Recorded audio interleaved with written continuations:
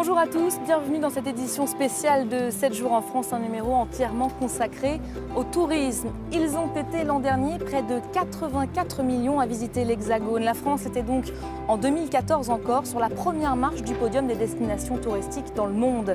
Ces touristes, nous les avons en partie rencontrés. Vous allez le voir, chacun a sa propre définition de la France et des Français.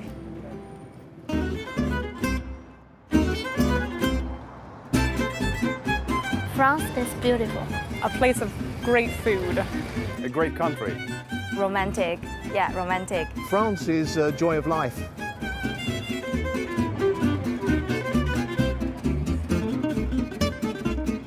Paris is fantastic. Paris is history. Fashion world. Paris is crowded.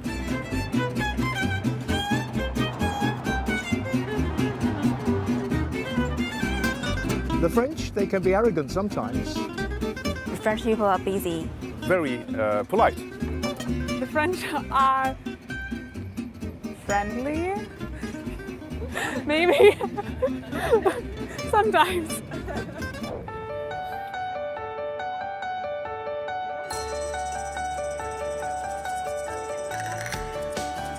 Parmi les villes les plus fréquentées figure évidemment Paris, la capitale et sa région qui concentrent à elle seule 13 des 20 sites les plus visités de France. Parmi eux, et derrière moi, le Louvre, le musée était l'an dernier avec 9 300 000 visiteurs le plus visités au monde.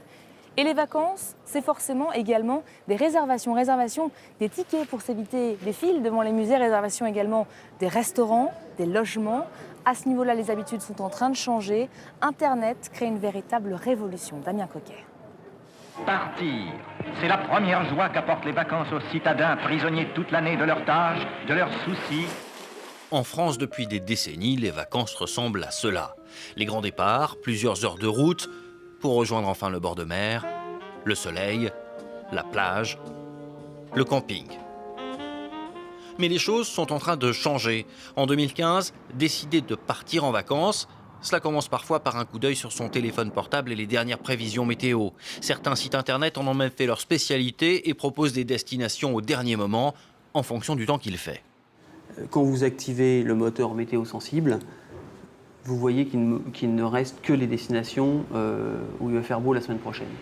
Partir à la dernière minute grâce à Internet, la tendance s'accentue selon les professionnels. Désormais, près de 40% des Français réserveraient leurs vacances dans les 15 jours qui précèdent le départ. Leurs modes de transport ont eux aussi changé. Pour se rendre à l'aéroport, plus de taxis, mais un VTC, voiture avec chauffeur, commandé sur Internet. D'autres n'hésitent pas à louer une voiture à un particulier pour dépenser moins, ou encore à faire du covoiturage après avoir réservé leur trajet en ligne. Une fois arrivé à destination, pas de camping ou de village vacances. Depuis une dizaine d'années, les échanges de domicile se développent. Fini aussi les hôtels, la location d'appartements ou de maisons de particuliers explose pour les petits budgets, mais aussi pour les clients plus fortunés. Je préfère la maison, je peux cuisiner, je peux me lever quand je veux, je peux manger quand je veux, je vais aller au soleil, j'adore des cigales, j'adore le jardin. Et c'est tout un ensemble qui fait des vacances encore plus incroyables. Une situation que dénoncent les hôteliers. Même les palaces sont touchés. Notre activité est en baisse à peu près de 15 à 20%. Et ça, c'est tous nos collègues. Et ce n'est qu'un début. Il n'y a aucune réglementation sur le sujet. Pour les loisirs aussi, les vacances évoluent. En bateau, des particuliers embarquent des passagers comme le covoiturage ou louent leur embarcation à la journée. Là, j'ai un bateau de 7 mètres avec 200 chevaux, qui est habitable, etc., logeable, avec du confort pour l'équivalent d'un pneumatique avec 50 chevaux chez un professionnel, quoi. Une fois rentré à quai, on rallume les smartphones ou les tablettes pour les enfants. Pas pour jouer, mais pour les devoirs de vacances, désormais disponibles en ligne. Les vacances 2.0 ont commencé, mais il ne faut pas oublier la rentrée. Pour vous déplacer dans Paris et découvrir un maximum de monuments, vous choisirez peut-être cette année ce moyen de transport qui en ce moment cartonne. Ce n'est ni l'autobus ni le métro, mais bien cet engin, le vélo-taxi. Ils ont envahi les rues de la capitale. Un succès dont forcément chacun veut aujourd'hui sa part du gâteau. 3 roues, une banquette, un au vent, voilà un vélo-taxi. Devant la Tour Eiffel, Notre-Dame ou au bord de la Seine, on les voit partout. Pousse-pousse à la française, mais qui sont-ils? Combien gagnent-ils? À l'abri du soleil, c'est le moyen estival pour visiter Paris. À droite, le quai des amoureux. Ouais, le quai des amoureux. Jérémy est étudiant en biologie informatique. Cet été, il est guide touristique à vélo et révise son histoire de France. On fait quoi à l'Institut de France, monsieur? Ouais. En fait, c'est les membres de l'Académie française. C'est ceux qui s'occupent de la langue française. C'est nous. Salut papa. Salut. Ça sent bon ici. Oui, j'ai préparé une blanquette. Quoi? La blanquette de volaille Bledy Chef. De tendres morceaux de volaille, une pointe de crème, du riz et des petits légumes sur mesure pour bébé. Et nous alors? Ah bah vous n'avez qu'à avoir 2 ans. Bledy Chef de Blédina, 37 plats de grands, sur mesure pour les petits. Les accidents de décoloration, c'est l'enfer. Vous voulez éviter ça? Alors essayez les nouvelles lingettes Vanish anti-décoloration ultra. C'est prouvé. Regardez, leur pouvoir d'absorption des couleurs est incroyable. Leurs micro-alvéoles capturent les couleurs si vite qu'elles n'ont pas le temps de se déposer sur vos vêtements. Et vous savez quoi? Les lingettes sont si absorbantes qu'une moitié peut suffire pour tous ces vêtements peu colorés. Essayez-les, Vanish anti-décoloration ultra. Si efficace que 9 personnes sur 10 le recommanderaient.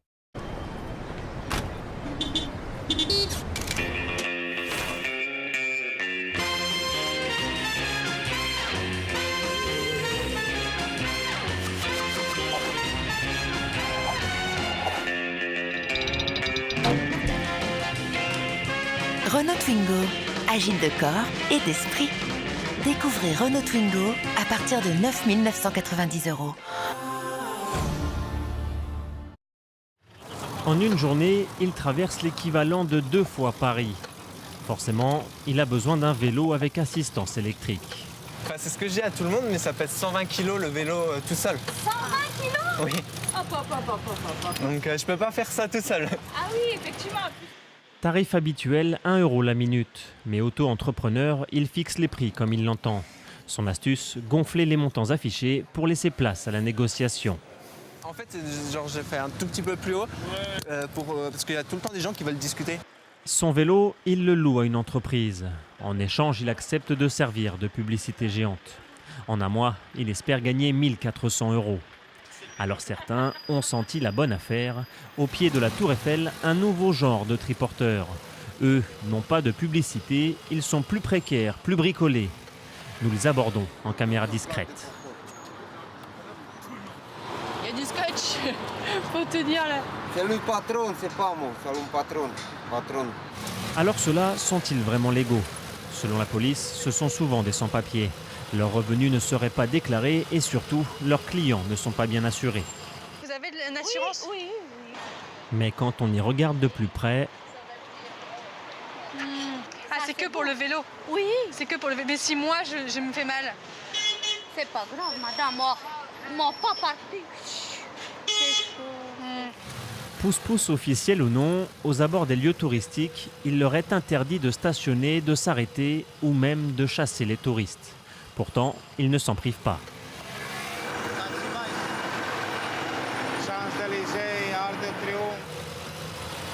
Quand les policiers ou militaires arrivent, ils s'enfuient sans la moindre résistance. Mais ils sont de retour à peine quelques minutes plus tard, au même endroit, pour embarquer des touristes qui, eux, n'ont qu'un objectif, profiter de Paris. Je la mets en dessous là. Il faut équilibrer, l'a dit le monsieur.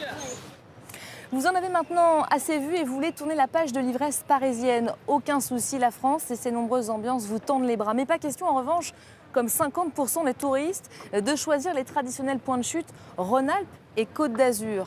En cherchant bien, vous verrez que de nombreuses régions jouent chaque année la carte de l'originalité pour attirer. C'est notamment le cas de la Mayenne et du Nord-Pas-de-Calais. Visite guidée. Vue du ciel, ces montagnes de déchets issus de l'extraction du charbon ressemblent à des monuments. Et ils se visitent en montgolfière. Les touristes voyagent dans le temps. Au fil des années, la nature a recouvert certaines de ces montagnes de minerais. C'est bien de faire des vols comme ça, parce qu'au moins ça permet à tout le monde de voir qu'on est dans une très très jolie région. Ce paysage raconte aussi l'histoire des corons, Ces maisons de briques alignées, tournées vers les puits de charbon.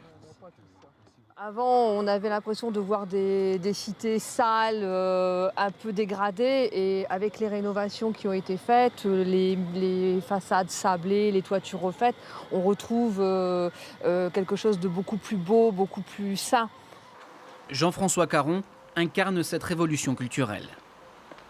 Arrière-petit-fils de mineur, le maire de Los Angeles est à l'origine du classement de la région au patrimoine mondial de l'humanité.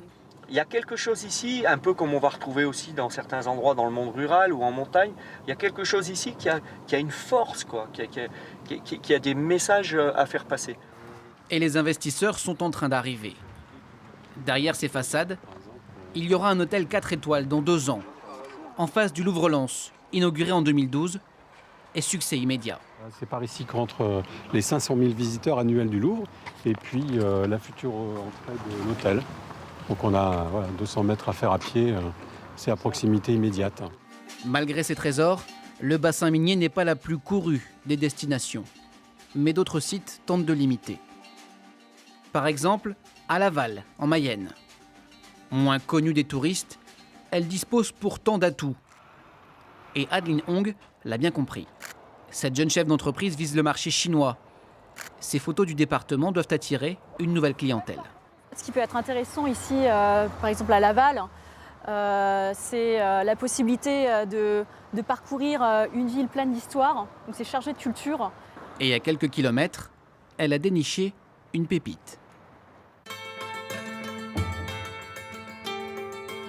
D'anciennes carrières de calcaire reconverties en parc écologique.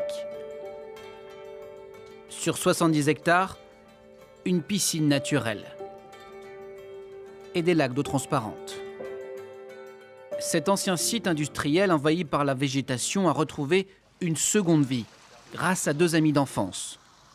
Répartis sur tout le domaine, des hébergements de toile ou de bois, tipis, cabanes flottantes ou nichés dans la verdure. Guillaume et son associé ont investi toutes leurs économies. Alors, nous voici dans les wigwams. Il y a pratiquement 30 mètres carrés au sol, c'est relativement grand. Nous, ça nous permet justement de redorer un peu le blason d'un département qui est franchement magnifique, qui a des choses absolument géniales à offrir, et de pouvoir le faire dans un cadre qui est quand même vraiment lui aussi exceptionnel. Donc du coup, les gens, ils repartent avec une image différente. Ils se disent, tiens, en Mayenne, il y a vraiment des choses chouettes à faire et à voir. La France accueille chaque année près de 83 millions de touristes. Et il leur reste des trésors cachés à découvrir. Retour en plein cœur de Paris sur les quais pour clore ce numéro. Un grand merci à Jeanne Lavenant, Johanna Coquerel, Sylvain Rousseau et Stéphane Bernstein pour leur participation. Quant à moi, je vous souhaite d'excellentes vacances où que vous vous trouviez. À très vite sur France 24.